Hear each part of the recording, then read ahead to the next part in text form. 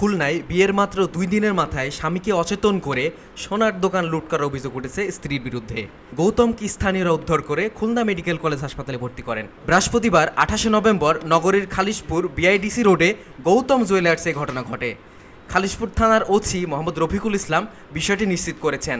স্থানীয়রা জানান, দোকানের এতগুলো চাবি এবং সিন্দুক কিভাবে তালা খুলে গেল কেউ দেখল না, বিষয়টি আশ্চর্যজনক। দোকানের সিসিটিভি ফুটেজে দেখা যায় বৃহস্পতিবার সকাল 7টার দিকে একজন দোকান খুলছেন, কিছুক্ষণ পর আবার তালা মেরে চলে যাচ্ছেন। খালিশপুর থানার ওসি মোহাম্মদ রফিকুল ইসলাম বলেন, শুনেছি তার স্ত্রীকে অচেতন করে দোকান থেকে সোনা নিয়ে চলে গেছে। জানা গেছে ভুক্তভোগী এখনও পুরোপুরি সুস্থ নয়, খুলনা মেডিকেল কলেজ হাসপাতালে চিকিৎসাধীন অবস্থায় রয়েছেন। সেখান থেকে সুস্থ হয়ে যেভাবে মামলা করতে চান আমরা ব্যবস্থা গ্রহণ করব।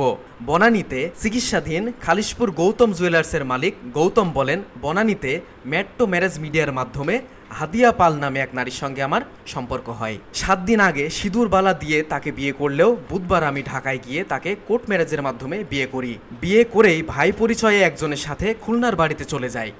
0 পয়েন্টে নেমে খাবার কিনে আমি বাসায় যাই। ধারণা করছি রাতে খাবারের সঙ্গে কিছু একটা মিশিয়ে খাওয়ানো হয়েছে। পরে সকালে শুনি দোকানে থাকা সোনা অলংকার লুট হয়েছে, প্রায় 100 ভরি সোনা নিয়ে গেছে। BOD Bangla news desk.